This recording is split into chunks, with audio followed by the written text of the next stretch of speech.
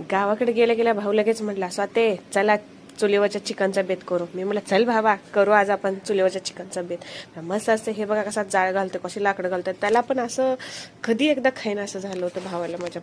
आणि हे बघा मोठा भाचा माझा कसा लागलाय चिकन मिक्स करायला, हळद मीठ लावून लागलाय मिक्स करायला.